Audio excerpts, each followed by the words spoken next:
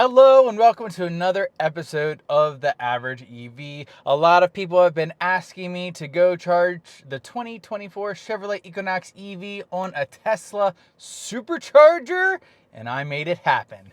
Let's get into it.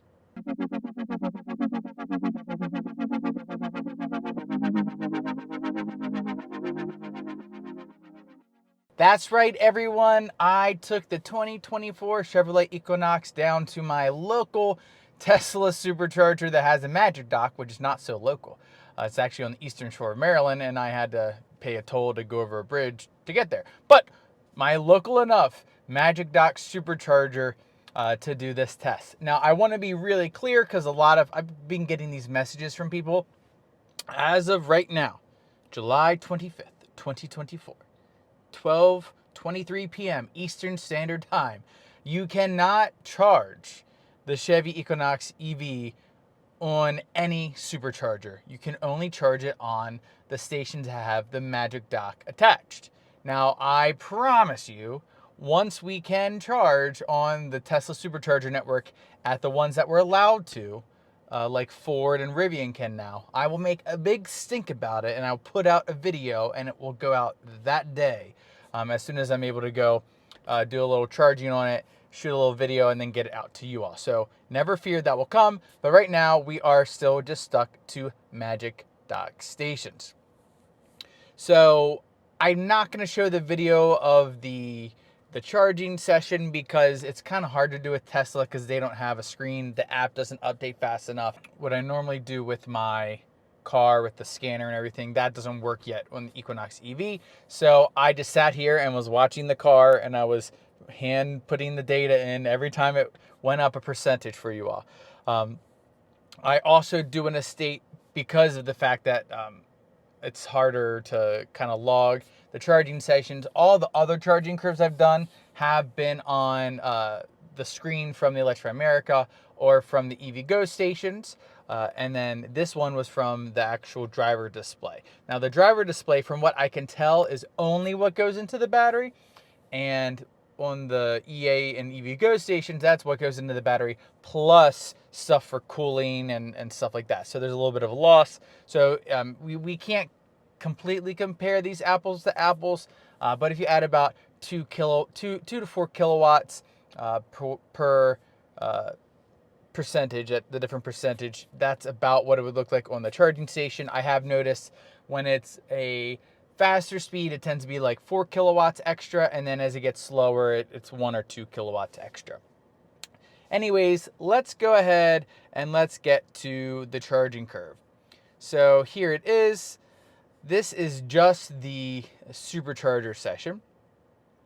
And we start here and we make our way up. We peak at about 150, but again, if we had all the losses for cooling included, it'd probably be 152 to 154 tops. And then it works its way down pretty gradually, and then it has the GM dip, but the GM dip is prolonged to about 40%. So here we can see that there. Now, what I'm going to do is I'm going to add in the best session I've ever had with the Equinox EV. And you can see there, it kind of goes a little bit longer at the higher speeds, and then it drops off, and then the GM dip happens way earlier at, let's see. Well, it's not showing, of course, naturally, but it looks to be at 33%. Yep, 33%, and it starts to fall down. Then they follow that same kind of path. They meet here at around 72%, and then they fall down. Again, that discrepancy could be because of cooling or whatever reason, because this is a really strange charging curve. Now what I'm going to do, I'm going to get rid of the supercharger curve, and I'm going to add in the first session I ever did, and just show you kind of the difference there. So it's a huge, huge, huge, huge difference. Big gap here from 20% all the way to almost 44%. And that is basically what you're looking at. It's time saved when you, I don't want to say when you use the supercharger, but at least for this session, I saved a lot of time comparatively to my initial session on that EV Go Delta unit. I'm not sure what my computer's doing up here. So to go from 10 to 80% on the Supercharger, it took exactly 43 minutes, which compared to this session was almost 8 minutes faster. So I'm not sure what this means. Again, the Chevy Equinox charging curve has been so erratic. I can't say it's because it's the Supercharger, but I did charge on the Supercharger and it was better. In fact, it was one of the best results that I've ever had. And then one more thing. Let me go ahead and I'm going to add all the sessions in here for you all to kind of see. And the Tesla Supercharger one is the blue one. And for the most part, it stays above all the other curves except for when I use the 150 kilowatt. But even the 150 kilowatt, it kind of went down with its GM dip really late, around 62%, and then didn't quite recover. But this was still almost exactly the same charging time as a 150 kilowatt session, the supercharging session was. So I would love for you all out there with Equinoxes who are charging, maybe go test out a supercharger with a Magic Duck, see if you get a similar result. The temperature was 82 degrees to about 88 degrees while I was charging.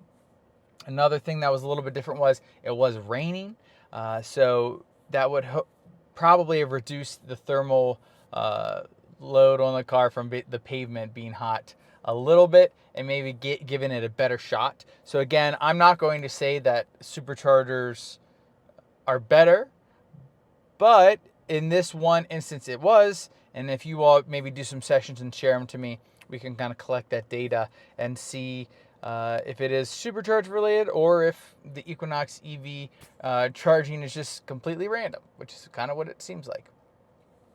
The last thing I want to do as far as Equinox EV charging, unless they put out any updates, is I'm going to be doing a boomerang challenge very soon. And on the boomerang challenge, I'm going to test out my theory of unplugging right when it starts to drop and do the GM dip and then plug it back in.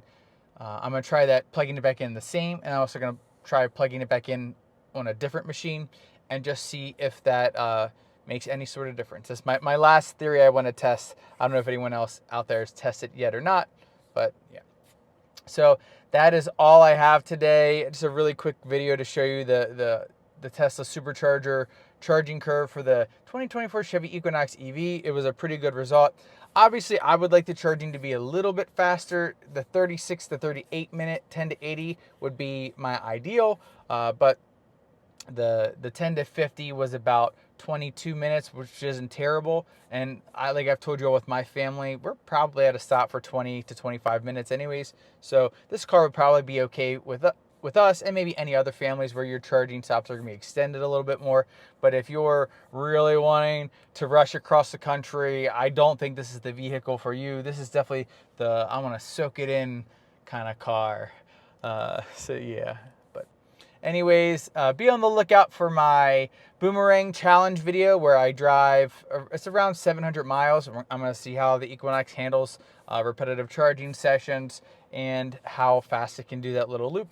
And yeah, so thanks again for watching. If you haven't already, please remember to give a like, a subscribe, hit the notification bell, and I will see you all next time.